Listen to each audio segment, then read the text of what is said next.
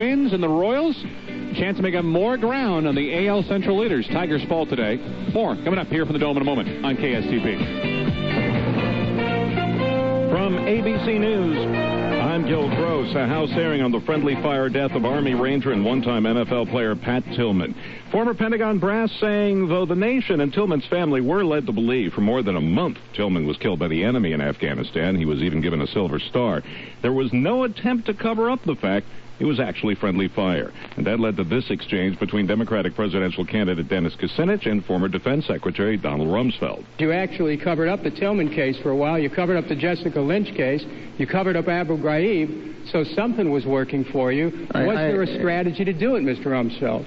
Well, Congressman, the implication that you said you covered up, that's just false. You have nothing to base that on. You have not a scrap of evidence or a piece of paper or a witness that would attest to that.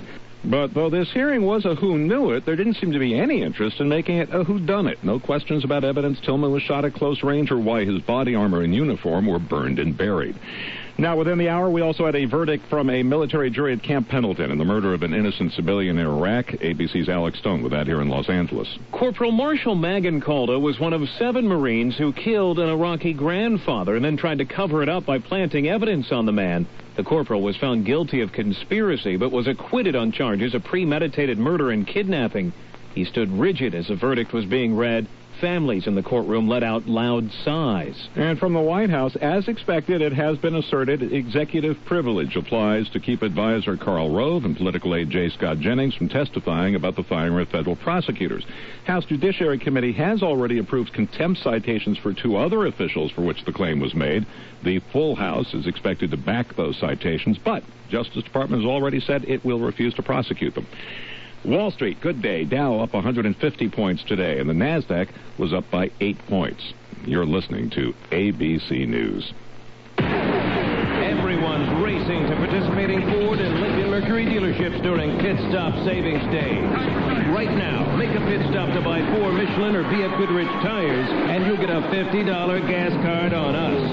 Get our team of experts on your side. Hurry into your participating Ford or Lincoln Mercury dealership. Pit Stop Savings Days end soon. Good job, guys. Call 1-877-310-3673 for details, or see participating dealer before 9/30/07. I just peeked in your medicine cabinet. Excuse me? Yeah, wow.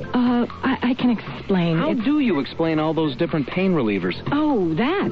Well, I have one for headaches. I got another one when I hurt my back and... Stop. It's time to go all Advil. Advil is the every pain reliever. Isn't there something that's stronger or lasts longer? No. So it'll work when my legs are sore from chasing down snoopers. I suppose. Shouldn't you be all Advil? Compared to OTC pain relievers, use as directed. Mostly sunny, 91 in Minneapolis, St. Paul. For AM 1500 KSTP News, I'm Nancy Fox. A Burnsville man who made $24 million selling prescription painkillers through his internet pharmacy was sentenced to 30 years in federal prison today. 27-year-old Christopher Smith was convicted by a federal jury in Minneapolis in November on 9 counts, including conspiracy to sell drugs illegally, misbranding drugs, and money laundering. Smith's attorney says he will appeal. Part of Highway 169 near Onamia is closed at this hour following a semi-car accident earlier this afternoon. The State Patrol says a semi burst into flames after hitting a car just south of Lake Mille Lacs. The semi was carrying a load of tires. Both drivers survived the crash. Southbound lanes of 169 remain closed while the scene is cleaned up. First, they called it suicide. Now the death of a Minnesota priest in Africa is considered murder. Father John Kaiser was found dead by the side of a busy highway in 2000 in the African country of Kenya. A Kenyan court now calls his death a murder, not a suicide, as a previous investigation determined. Kaiser, a native of Purim, lived in Kenya for 35 years and openly criticized the government. And they helped Northwest emerge from bankruptcy. Now the airline's attorneys want a raise. The lead lawyers are asking for a $3.5 million bonus for their work. The law firm calls the bonus a free enhancement, claiming they deserve it for helping unsecured creditors get more money back. Legal experts say such fees are approved 99% of the time. 5 eyewitness weather from Dave Dahl. Scattered thunderstorms possible tonight, 67. Sunny tomorrow, but less humid, and 87. It's 91 at the talk station, AM 1500 KSTP.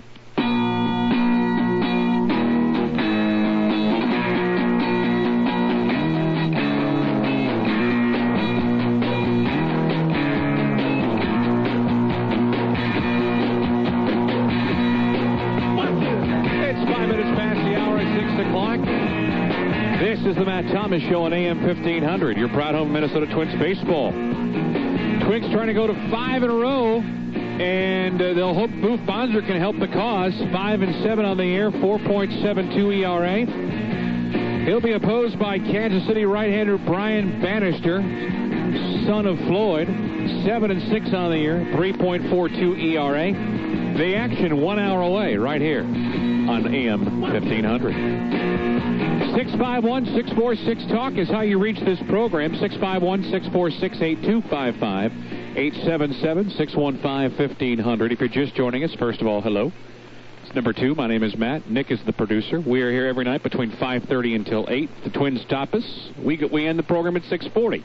Hope that you're a part of this program on good days and bad, controversial topics, or just good days to talk sports and life in general. And today we obviously are talking a lot about the Joe Christensen column in the Minneapolis Star-Tribune, which I thought was very interesting and said a lot of things about how the most important player perhaps this franchise has had in quite some time feels about the direction of the team.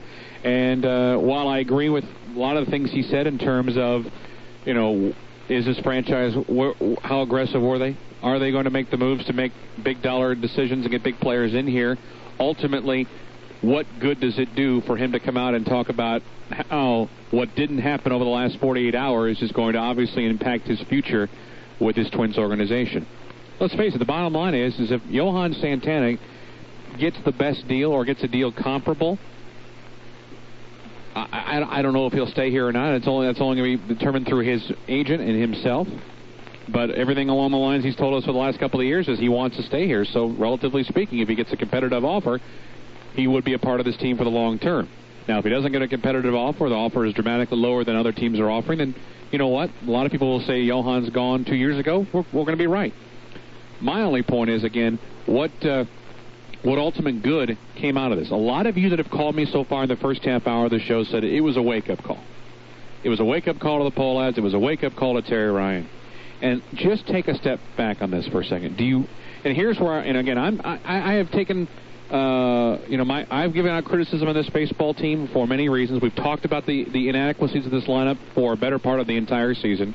We joked and teased and ultimately criticized the decision to bring Sidney Ponson in here and the fact that Ramon Ortiz was not going to be a fix. But do any of you within the sound of my voice that are upset about the team not making any moves really believe that Terry Ryan was handcuffed and did not want to do anything to better this baseball team? Just answer that question.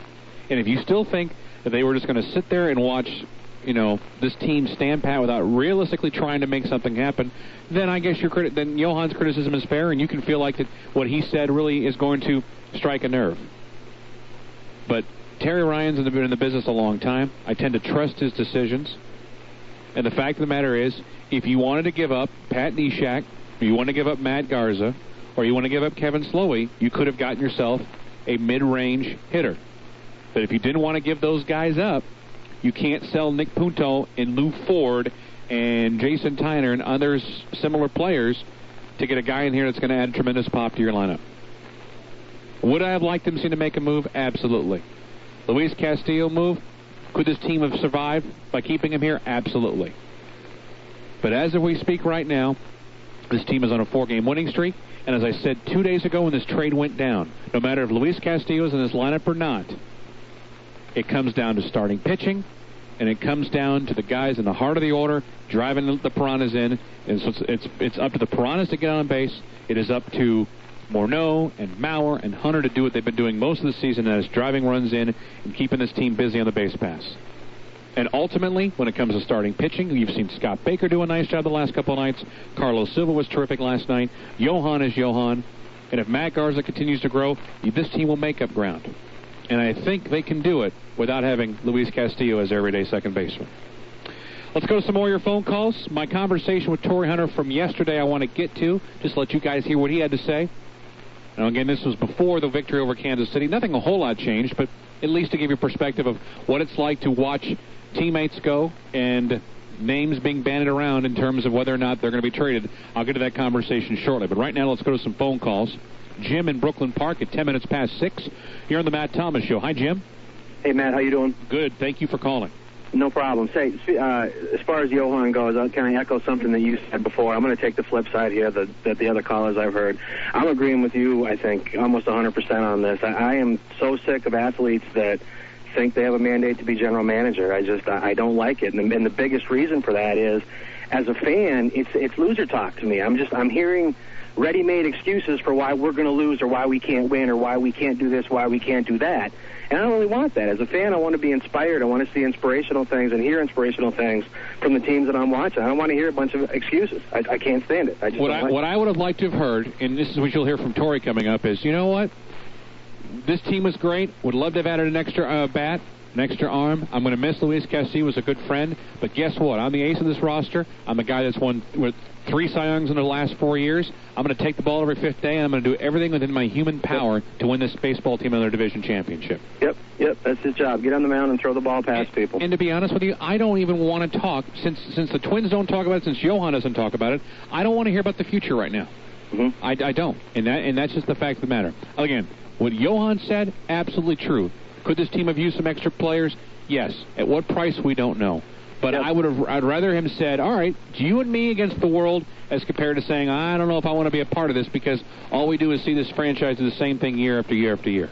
Yep, give me like Kirby said, in 91, get on my back. That's the kind of stuff. That's what players are supposed to say, not trying to play general manager. They got jobs to do. It's on the field. That's where it should end. Just get it done on the field, and for the rest of it, shut up.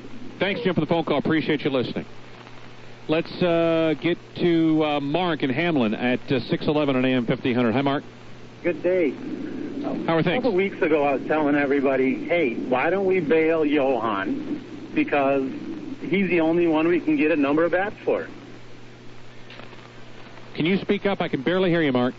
Yeah, I was wondering why we didn't bail Johan a long time ago. 3 weeks ago, I was talking before the deadline. Get some major bats in here and get rid of somebody while he's worth something. No, I wouldn't have done that. I mean, I want Johan wearing the Twins gear to the very last day. And in fact, I would like him to wear the Twins gear beyond 2008. I'm not. Luis Castillo was a part of your puzzle. You could. And again, it's all up for debate. My philosophy is he was a disposable part. Not that you'd want to, but you cannot get rid of your ace. And when you're trying to compete and at least think that you're a team of the caliber to make a division championship, there's no way. No way at all. With the amount of games we've been losing because of no hits. And I hear nobody's complaining about our pitching as a whole. And now we got somebody who's worth something. We could have got an awful lot of bats in here, I think, for getting rid of one big-name player. Okay. Of the names brought out there, of the people that were traded, it would have included, the only team that had anybody of A-list bats would have been Mark Teixeira. And Mark Teixeira's had a down year, and where are you going to put him? He's to be your DH. You're going to tell me you're going to trade Mark Teixeira and whatever else for Johan Santana? That's crazy. You don't think some names would have came up on the table if somebody started wanting to bail Johan? No. If this organization decided that they wanted to trade Johan Santana, you would have heard of every A-list minor league product available. You would have heard of 0 frontline guys. What do you think if Johan opened his mouth now, and what about putting him behind the plate some more? Behind what? Make him bat a little bit. All right. Thanks for the phone call. Good day. See you later. It's just getting silly. Look, I am not endorsing Johan Santana. I mean, I don't care if he leaves in 2008 or not. He needs to pitch this year and all of next year because he's just that damn good. And I just happen to disagree with this thought on this. I don't think this was the appropriate time. I really don't. Now, if he leaves in a couple of years and says, if we say, Johan, why did you leave? Then you can bring this out. I just don't know what good it is. And again, some of you in the early portion of the show said, this is a wake-up call. Wake-up call. We've all been talking about this. Terry Ryan's not an idiot. The Poles understand the pressure that comes with owning a baseball team. But it's nothing new to them. just, again, take this for a second in our small, real-world life. You go to your boss and you tell all your friends about how bad your job is and other working conditions and how you don't get paid. They come to find out about it, you're probably not going to be there much longer. Johan's very lucky that baseball is not real world. Buck and Blaine, 614 and AM 1500. Hi, Buck. Hi, thanks for taking the call. My pleasure. I called to say that I believe they're going to be as strong as ever defensively at second base and possibly stronger because we have a pair of young legs there now and a little more speed. We're going to have a real exciting player to watch. We didn't have to give up the world to get him because of the cleverness of our organization had that player ready to step in just such a situation. It's happened time after time with the Twins. I've been following them since they came here, and I followed them before when they were Washington Senators. And I think we were privileged to watch some pretty fine baseball here compared to what they were in Washington. Yeah. I don't think we'd want to return to that. Nope. I just want to say that I think they've probably improved the team in the long haul, and by the long haul, I mean the rest of the season. Okay, Buck, thank you for the phone call. Let me get you guys to hear what Tory Hunter and I talked about yesterday. I got in the clubhouse about 3:30 prior to, just after the deadline, the trade deadline. I wanted to play it yesterday, but with all the things going on with Kevin Garnett and our guests and whatnot, and I wanted just to hear it. And again, this is a day before it was just yesterday before the second game of the series, or the opening game of the series. And just going to let you get your thoughts about what's going on in the clubhouse and how Tory presented what's going on for the rest of this year. It's just the worst time of the year for Major League athletes in general. Knowing whether you got players coming or going, you're coming or going, and it's just a sense of relief right now. For certain players, yeah, definitely. This is like the worst time, the worst week or two. You know, you don't know what's going to happen, 2 weeks before the deadline. And I mean, this has been the worst for me. Last year, I didn't think nothing was going to happen, but this year I really thought something was going to happen. And with me personally, but other than that, I thought maybe, we'd have a chance to pick up a big hitter or whatever. And now we just got rid of Luis Castillo, and, one of the guys at the top of our lineup who's always on base. And now he's gone. We don't have anybody in return. So right now, all we can do is just grind it out. And that's what we're going to do. We're going to go out there and keep fighting. And we don't know if we have much, but it's going to be interesting, in the next couple of weeks to see what happens. So when you found out Louis got sent to the bench, you were hoping this was just part one of a two-part situation. Right. That's what we all were hoping that, and we all were just thinking like, they got rid of Castillo to kind of, balance out the budget a little bit and go pick up somebody, and it never worked. It never happened, and so we just have to see what happened. I don't know if this is a white flag or not, but definitely a lot of players on this team, we're not thinking that it's a white flag. We're going to go out there and keep balling, keep grinding. Can you guys use this as a rallying point, saying, all right, it's just us now? You can scoreboard watch all you want to, but if this team's going to make up the ground, you got to win the ball games and not worry about Detroit and Cleveland. That's right. You can't. You just got to go out there and worry about the task at hand, and that's what we're going to do. It's normal. It's human that after the games that we win, we see what Detroit and Cleveland's going to do.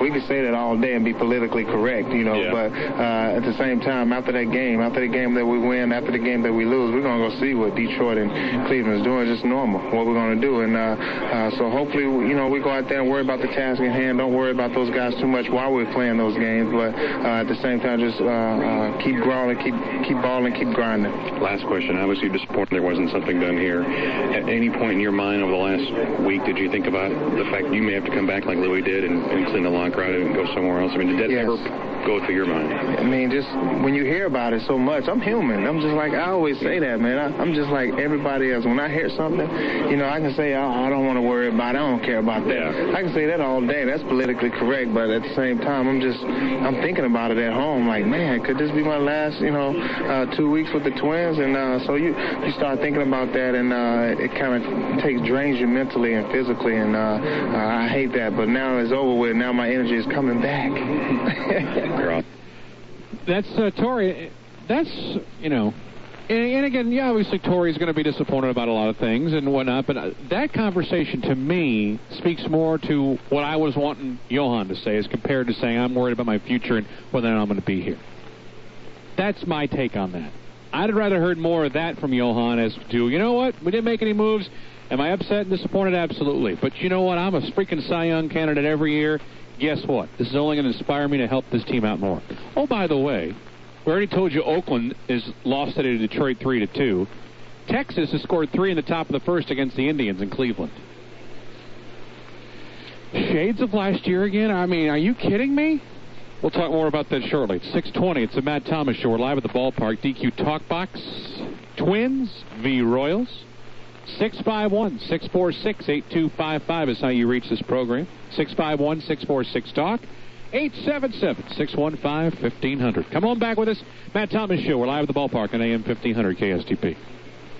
I'll never again ask you to pull my finger. I will never watch another episode of The Three Stooges. I will always remember our anniversary, and this time I mean it. You'd be surprised what some guys will do to be able to play a round of golf. I will go to every chick flick you want to, and I'll like it. Good thing they don't have to sacrifice to get the best golf advice. Available weekday afternoons at 5:10 from Jock Olson. I will start asking you if what I'm wearing is okay. They're quick, they're free, and you won't have to jump through any hoops to get them. Jock Olson's Golf Tips, brought to you each weekday by Federated Insurance.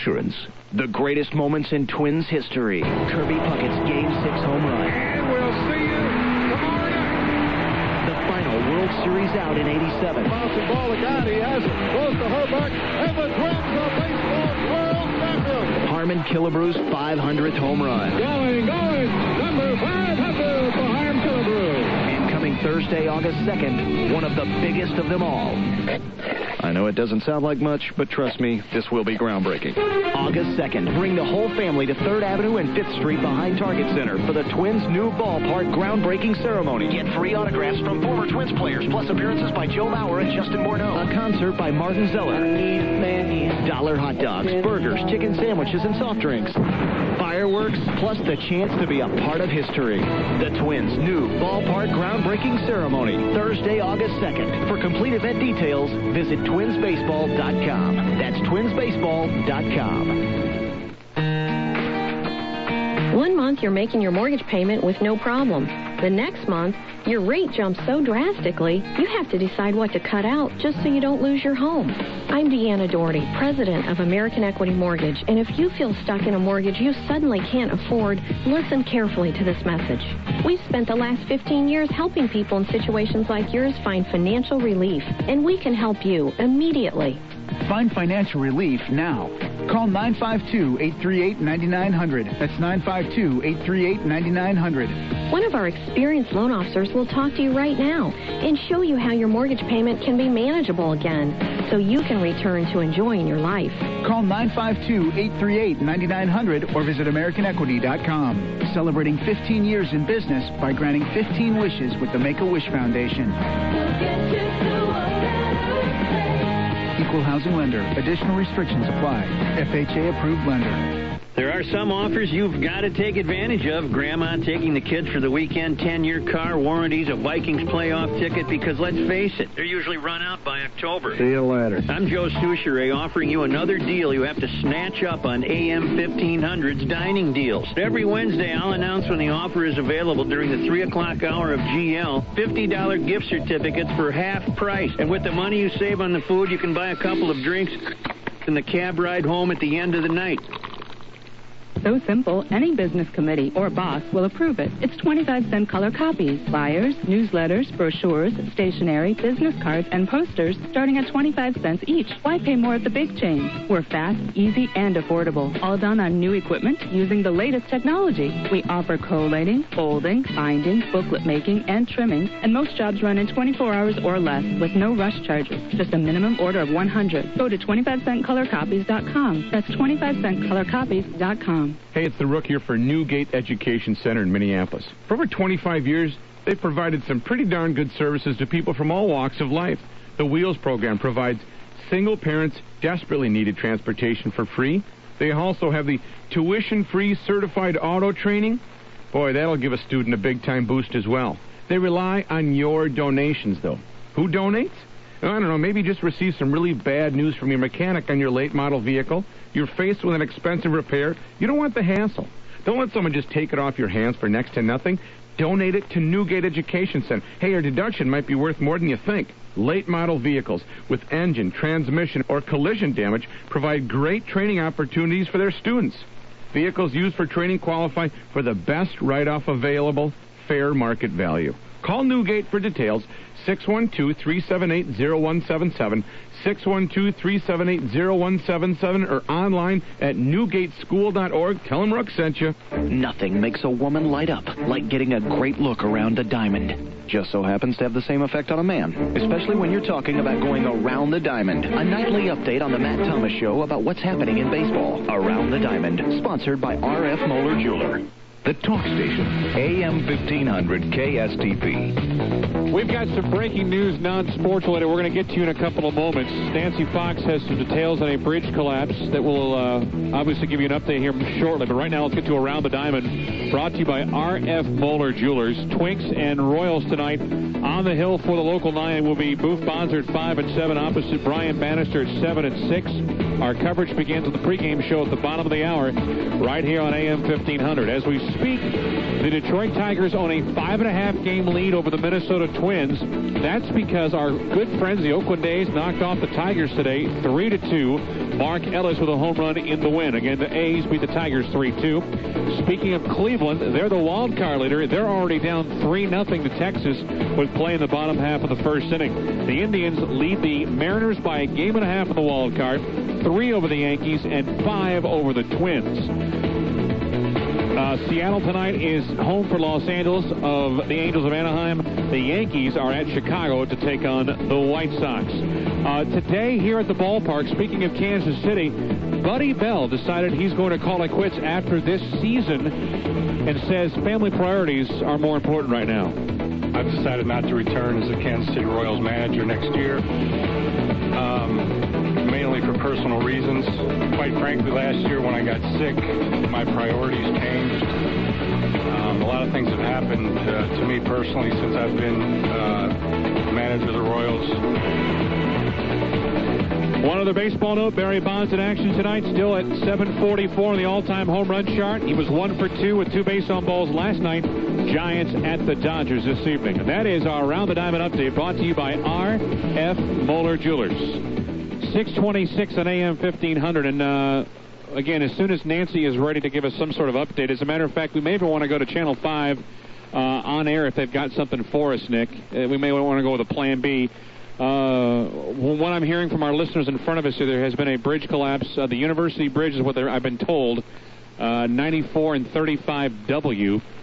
And, when situations like this happen, first of all, we want to give the news folks an opportunity to broadcast that, and it kind of pales in comparison of what's going on here in the toy shop of the world of sports. So, obviously, a very unsettling situation, and we'll try to get you an update and maybe even jump into Channel 5 before we get you to the Twins here shortly. Let me get to a couple of phone calls before we get to the news update.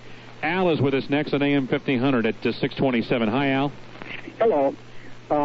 Wondering if Johan isn't showing a little bit of frustration of a season that isn't up standards, what he normally does. And as I think about that, I'm kind of thinking about he should concentrate on his performance and working a little harder. I think he's given up a ton of home runs this year. And he had 4 against the Blue Jays last week. I mean, he's been good. He has just not been, his typical Cy Young-esque type form. ERA still under 3. If I had to start a baseball game 7 with a game on the line, he's still my guy. Well, and me too, but at the same time, I kind of get the impression he's indicating that he's not getting the support behind him, and maybe he's not, but, if we cut the home run total in half, I wonder how many more games he would have won. Yeah, he's clearly frustrated. The bats have not helped him out. Thank you, Al, for the phone call. Let me run to Dave in Minneapolis next at 628. Hi, Dave. Hey, Matt. Thanks for taking my call. My pleasure. Quick analogy here that I'm interested in your comments on. I work for a company locally out of St. Paul here that started out as a small mom and pop and has grown to international, 20,000 employees, and I'm a field guy, always have been, and there's times when new policies, procedures, whatever come out that you don't necessarily agree with, but you toe the company line and you execute the directions from upper management, and there's some smart people up there. But I can think of a very small handful of times in my career that opposition has come from the sales force. All right, we're good. Thank you, Dave. I hate to interrupt you. We're going to go live Channel 5 coverage to help us out here and exactly what's going on over at 94 in the the University Avenue Bridge. And we'll ask questions. Thanks, John. I was chirped that a little after hours, the W35W River Bridge collapsed a little after 6 p.m., just north of Washington Avenue and just south of the ramp to 4th Street and University Avenue. We've got MnDOT First, MnDOT Maintenance, and State Patrol en route closing access to the freeway naturally through the Commons at 94 and as far away as 36 and 35W up in Roseville. That's what I know for sure right now, just checking cameras from the Operations Center. Okay, Todd, once again, you got the emergency call a little bit after 6, that this occurred a little bit after 6. That's what we understand. It occurred right a little bit after 6 o'clock. Do you have an estimate on traffic flow at that time? Well, we do know that typically on a normal Wednesday, the PM peak, if you will, is starting to wrap up. Volumes are significantly less at that time than they are earlier in the peak, say 4:30, 5 o'clock. I don't know where you are, what you're looking at from your vantage point right now, but of course from our scene on Chopper 5, we are seeing a bridge that looks like it has heaved in several places at both ends. Right. And that would mean that there would be traffic that would be affected both on the bridge and at the ends of the bridge. Is that what you know as well? I would imagine so. What I'm looking at is one of our traffic management cameras at Washington and 35W looking north toward the collapsed area. And that is still functioning. You can see that. I can see on that camera, yes. So when I see a smoke rising from the collapse area, I can see the other side of the river, or the north or east bank of the river, if you will. All right, Todd, if you could stay with us just for a second. What we're looking at right now, it appears to be passersby who are trying to help people out of this collapsed bridge. And we're seeing passersby in street clothes. I'm assuming they're people who just are trying to pitch in, who are moving people out of this scene on some kind of backboards onto some kind of gurneys. We're getting wider shots now of this bridge collapse, and it is dramatic is an understatement. Catastrophic is more the word. Take a look at this. One of the main iconic bridges in the Twin Cities has collapsed. Cars in the water. We saw school buses. We saw a truck that's on fire. Another rescue worker just on the right side of your screen with a backboard looking to do whatever he can do. There's now a rescue in the water, it appears. It looks like there's a rescue going on in the water as people look on and what's left, the chunks of the bridge that have fallen into the Mississippi River. Now, Ken has our chopper pilot, Ken Melchior, has an excellent literal bird's eye view of what is going on here. Can you add a little bit more to what we're seeing, Ken? Yes, I can. I think the initial estimate of 20 cars involved in this is going to be light. I think there's more than that. When we take the total count from the point the bridge collapsed on the south side to where cars were able to stop in time on the north side. The center section of the bridge is down in the water. It appears as though rescue crews have made it down in that area, trying to figure out a way to get the people off of it. Cars are in the water. A rescue boat has arrived on the scene right now, and the fire that is still burning on the south side, I don't even think they're going to try to tackle that right now. Everybody seems to have gotten out of the way. There was a school bus involved right nearby. People have been able to be evacuated from that. I take that back. Fire engines have now arrived on the scene, and looks like they're getting set up to work on that fire that's on the south side. Back to you. Ken, that looked like it was the cab of a semi-truck that got trapped under two pieces of the bridge that collapsed. Is that what it looks like to you, too? Well, if you take a close look at it, that is the southbound side of the highway, and what likely happened is the bridge collapsed, and the truck simply just drove right off that section into the abutment and then caught fire. Would you estimate that was the fate of the other cars that we see in the water, that they were simply caught at that point of upheaval and ended up in the water? Yes, I think that's this from the picture that I'm seeing up above, where I can look at the whole thing from end to end at one time. It appears that this bridge just simply came down in one shot. Folks, from north to south. All right, Ken, folks, we're looking at a surreal scene right now. Just to bring you up to date, this is the 35W bridge over the Mississippi River. It has collapsed. By our crew's estimates, 20-plus vehicles, it might be many more than 20, are involved in this catastrophe. The fire you see burning is apparently the cab of a semi burning, a school bus right next to it. We don't know if anyone was on that school bus. We're seeing cars in the water. We're seeing cars underneath the sections of the bridge that collapsed.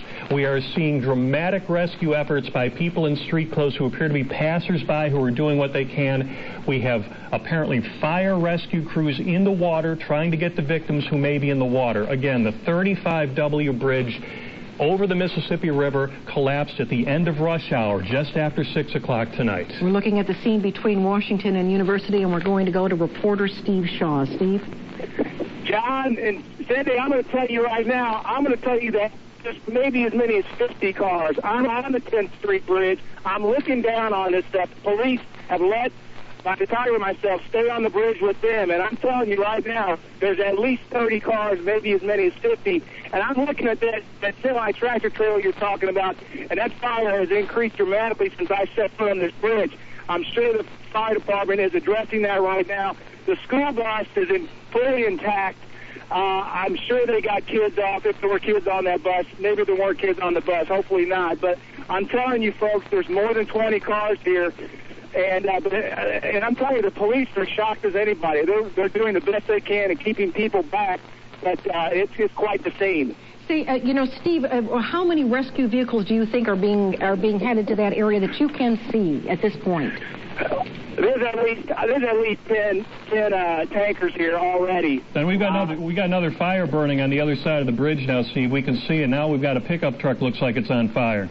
And John, they just put out the fire. They're right now throwing water and whatever they got to put on anti-accelerant on that semi-tractor trailer that we were just talking about. Brave firefighter on that bridge right now, looking into those vehicles, and you really get a feel for what these men and women do. Surreal doesn't even begin to, disturbing does not begin to describe this scene that we're seeing in downtown Minneapolis. Now you can see smoke coming out from the back end of that semi-truck. Allison Triarci, one of the first reporters for us on the scene. Allison, what can you tell us? John, right now I'm with Cole Maymark, who's been able to use a small mini camera to actually zoom in on that school bus. We do see that the back door of that school bus is open. Behind that school bus, there are two people standing up very close to those flames. Basically, they don't have any place to go. The fire is expanding, like you mentioned. I do see, definitely from my vantage point now, more than 20 cars that are involved in this. If you hear the noise behind me, that's the fire department. They are moving into the area, trying to do what they can. A lot of people are scattering. Firefighters are running towards that bridge. More and more crews continue to show up here. Allison, have you seen any people that appeared to be scurrying and hopefully making it to safety? Tell me that again, Cindy. It's hard to hear you. I was wondering if you had seen any people who were trying to run to safety and we hope made it to safety. It's just too hard to hear you right now, Cindy. Okay. We've got the fire trucks moving in and out. Try it one more time. Well, we were just wondering how many people were managing to make it to safety. We see the cars, we see rescue crews, we see some individuals looking absolutely stunned, as you might guess, and we were wondering if you had any other information on that, on people making it out. Yeah, great question, Cindy. I can hear you now. A lot of the cars that I see are, in fact, empty. So that's the good news here. I've seen one person taken out on the stretcher only, other people walking out. I do see some people on that bridge right now where the flames are. We've got a lot of people, of course, gathering all around. There are several hundred people that are standing on and near this bridge at the very base of it, of course, where it is safe, where police are allowing us to stand. They do have water on that fire at this point, but again, not a lot of people that I can see at all right now. All of the cars I can see are empty. Okay, now from Chopper 5, we see a live picture of crews on the water right now looking for people who might be in the water, might be underneath a crumpled car to the left of that rescue boat that we saw. While Allison was reporting to us, we saw emergency crews on the bridge working on an apparent victim. We've seen this picture here of two people sitting on the pavement. There's two more sitting, perhaps by their car, perhaps counting their blessings right now. Hopefully they've been able to get a hold of family at home to tell them that they're okay. Imagine the number of vehicles that crossed over that bridge in the minutes and the seconds leading up to this disaster. Mark Albert is on the scene for us now as we continue our coverage of this disaster on 35W. Mark? John, I am with hundreds of people as they are walking to the scene of this bridge collapse. They are walking to the banks of the river. Hundreds and hundreds of people crossing the streets, flooding out here, coming here. They've got their cell phones out. They are talking to people, and so many people have an expression of shock on their face as they are looking at the dark plume of smoke rising. You can hear the sirens behind me as more emergency crews try to arrive here at the scene. But really, an incredible situation here. You're looking at that video. You're looking at those pictures, and there are hundreds, if not thousands of people streaming toward the area here who cannot believe what they're seeing. Yeah, what we're looking at, of course, is the bridge that appears to have collapsed on both sides, north and south, heaved in the middle, and then sending the cars along with at those rupture points. And more than one rupture point, it appears. Let's get back to the newsroom quickly. Leah McLean is going to join our coverage right now with some information. Leah? John, back here in the newsroom, we're trying to dig up some information about inspections that have been going on 35W, about any construction going on in the area. As we're looking up information, I can tell you this bridge opened in 1967. It was back in 2004 that MnDOT shut down some lanes. They restricted the areas. They could do inspections. This was just 3 years ago in 2004 in the summer. They inspected both the north and the southbound lanes of this road. They try to maintain the safety out here. Right now, no construction in this specific area, although a lot of 35W has construction going on. But this is a relatively not that old of a bridge, 1967, and right now you can see exactly what we're looking at. No idea just yet on what could have caused this crash to happen, this bridge collapse. We are digging into that information right now. We have crews here in our newsroom working our sources, as well as all the crews that you've heard out on the scene. But what we're watching is absolutely amazing to see, and everyone in here is trying to figure out what could have started all this. There will be plenty of time for questions, many questions that we will be asking of a lot of people. But right now, we need to watch the rescue efforts going on. We need to hope for the best for these folks. There's a victim being carried by firefighters off of a collapsed section of bridge. That was the person we saw them working on a couple of minutes ago as Chopper 5 made a pass on the other side of the bridge. And you just really have to take a moment and hope for the best for these folks.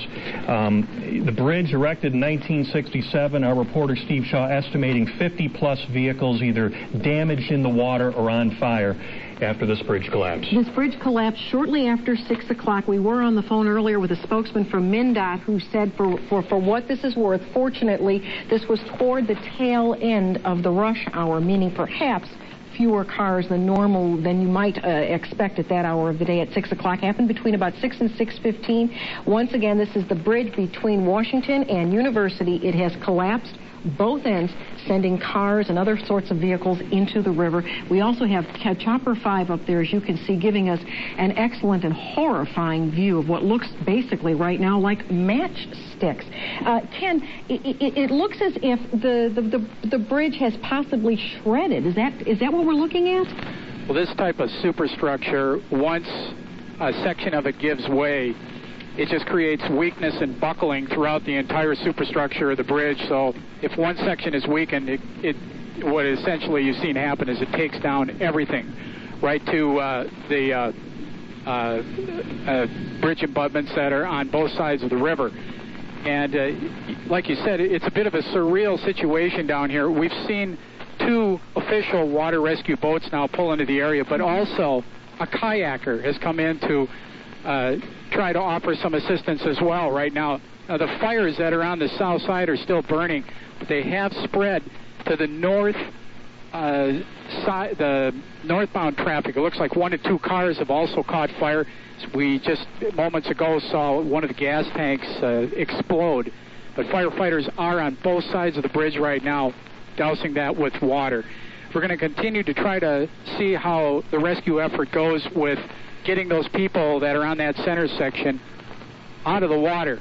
And I'll toss it back to you. All right. Thank you very much. Well, once again, 35W bridge collapse in Minneapolis over the Mississippi River happened between 6 and 6:15 during the tail end of rush hour traffic. We know that we are closed off between Washington and University. It appears that the bridge heaved at least on both ends and carrying the rest of the bridge with it. Multiple vehicles in the water. We have reporters on the scene who are telling us that they estimate between 30 and 50 cars in the water.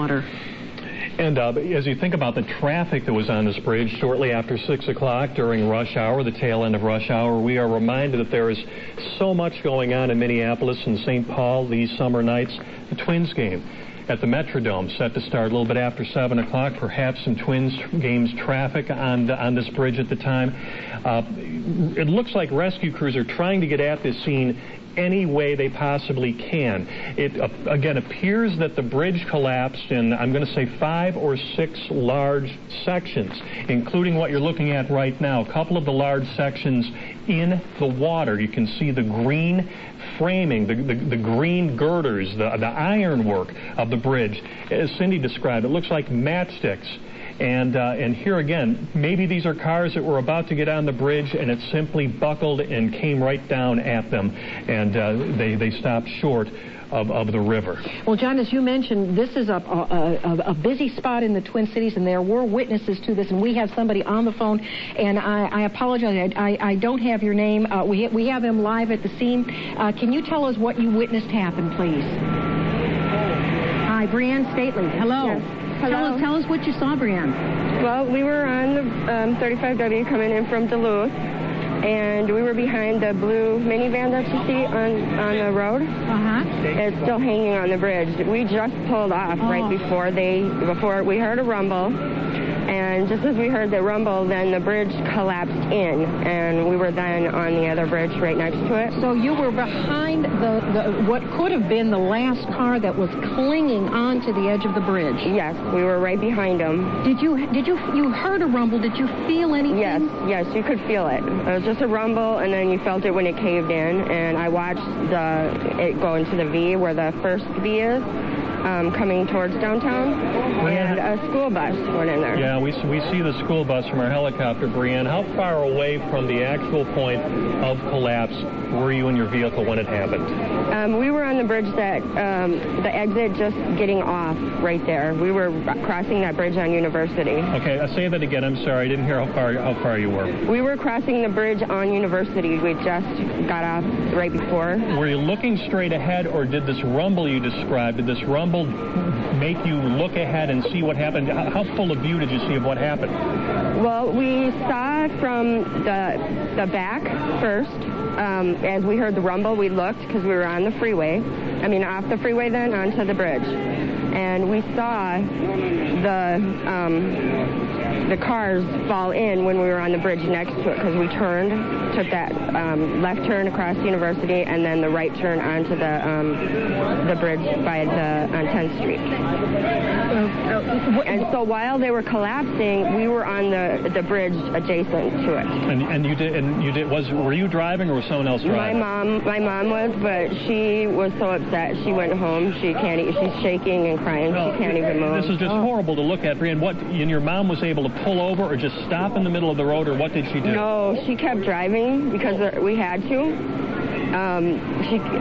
She was kind of just screaming, and between watching her and watching the cars fall in the road, I actually watched that blue minivan skid and slide sideways trying to stop. And as far as you saw, that did manage to kind of cling on metaphorically by its fingernails, by its tires. Yes, just barely. And as a matter of fact, when I got back down here, I prayed all the way down here hoping that car made it. And that was the only thing for hope for me. My little brother came down here with me, and he's just crying because of the kids. Well, it's you and a lot of other people praying right now, Brianne. Yeah. How fast were you going when this happened? How fast was the vehicle traveling? Our vehicle? Yeah. We were going probably maybe at this point 10 miles an hour. My mom was pretty upset. And how many vehicles were in front of you? I know you focused on the blue minivan, but how crowded was the roadway when this happened? Oh, it was very crowded. All right, I think we're looking at... Because it was down to one lane. This might be the blue minivan you're telling. It was a dark blue minivan. Dark blue minivan, right by the porta potty. Yeah. And there it is. And is your right by the porta potty there. And that vehicle looks like it did stop. It skidded sideways as you described. I'd say rough estimate 20 feet away from a gap where the bridge simply gave way. And I watched that happen. We have Allison Triarci. By the way, Brian, thank you very much. And if you wouldn't mind standing by here for just a second, but we do have a report coming in from Allison Triarci that we want to get to. Allison? I've spoken with University of Minnesota police. Obviously, this entrance and this ramp was right here in the middle of university properties. They confirmed to me that there are multiple injuries. When I asked them, could you confirm 20 to 30, she said I couldn't even begin to count the number of injuries we have right now. I asked her if she could confirm to me that, in fact, we have people who have died on this bridge. She could not confirm that at this point. I asked her what possibly could have contributed to this structure failure. She said, in fact, that it wasn't one thing that she has heard from the crews, not particularly one thing that they were doing, but that, in fact, it was an overall structural failure that led to this problem, and that is simply what she's heard from the crews that are all around here now trying to figure out exactly what happened. And once again, we have aid coming in from every city and every county. Is that correct, in the state of Minnesota? I have heard that they are calling in people from multiple cities and counties. Different sheriff's departments have already shown up. It's very hard, of course, to glean where they're coming in from. I just see them coming in from so many directions. We do have crews on that bridge right now in the collapsed portion where it was burning. They've got that fire all but out. I'm sure you guys have probably seen that overhead. But a lot of retardant coming onto that portion of the bridge, a lot of white smoke now instead of the black smoke, and certainly a lot of crews on that portion of the bridge trying to help those people. All right. Okay, Allison, I know you're going to stay with us and stay safe out there, but we do know that every county and city in this region, we're not sure if that means the Twin Cities Metro or beyond, is right now being asked to come in and help in this situation. We also know, we have information now that the school bus had a youth program, kids who are in a youth program coming back from a field trip. The school bus that we saw that seemed to be intact but was resting hard up against what's left of the guardrail on the bridge, that had kids, youth, let's call them exactly what the note says, people from a youth program on the bus coming back from a field trip. This is, you see the school bus, the yellow school bus behind the truck where the firefighters are spraying water on what had been burning. We have Chris O'Connell on the line as well. Chris? Cindy, to say this is a catastrophic scene would not be an understatement. An unbelievable scene I'm looking at. I am right now under 35W. You see the entire bridge collapse. You've been seeing the pictures, but underneath it, just like it was buckled like a piece of paper. It just went into the river. It is a chaotic scene right now. A lot of people trying to come down thinking their loved ones may be here. We're seeing emergency workers from nearby hospitals running up in their scrubs. People just literally tears coming from their eyes just because of what they're witnessing right here. We're right now looking at an 18-wheeler you probably saw from the air on fire, literally under the bridge. It was just pinned up and just fell, and another piece of roadway just collapsed on top of it. But just a chaotic, cataclysmic scene that we're looking at right now. Of course, we're going to be researching this and looking at exactly the damage of all those cars in the water. Rescue crews are still scurrying, still coming to the scene right now, trying to figure out the best way to get to these people. But right now, I'm just looking at about 300 people looking here behind police barricades, everyone just silent, wondering how something like this could have happened. We're going to get some more. We'll get you some video of the scene just a little bit. Yeah, these are the kind of scenes that basically kind of make your stomach churn when you look at that with the kind of anxiety, and I can only imagine what it's like on the scene. All right, let's go to 5 Eyewitness News' Rod Simons. Rod is on the phone with us right now, and we mentioned the Twins game was starting a little after 7 o'clock. We don't know if there was Twins traffic on this bridge or not. Rod, what can you tell us? John, there was Twins traffic. I was actually at Target Center preparing to cover a news conference for the Timberwolves. Pandemonium broke out downtown. We rushed through a back street down here, and walking away from the bridge towards me as I get about a quarter mile from the bridge is Gary Babineau. Gary, tell us, you were on the bridge. I was on the bridge going northbound. We were bumper-to-bumper traffic, probably going 10 miles an hour. The bridge started shaking, and the whole bridge from one end of the bridge to the other just completely collapsed. Went all the way down. Half the bridge is in the lake, in the Mississippi River. Half of it is on the ground, and I fell probably about 30, 40 feet landed on the shore of the Mississippi. And let me paint the picture for you, John and Cindy. Gary is standing here with no shirt on, a nose that has been cut and it was bleeding, but it's dried. He is shaking. You're lucky to be alive. I am so lucky to be alive. On the way down, I thought I was dead. I literally thought I was dead. My truck was completely face down, was pointing towards the ground, falling towards the ground, and my truck got ripped in half. When I got over my truck, it was folded in half, and I can't believe I'm alive. The reason is because I was wearing my seatbelt. I had my seatbelt on, and if I didn't, I don't know what would have happened. Gary, can you hear me?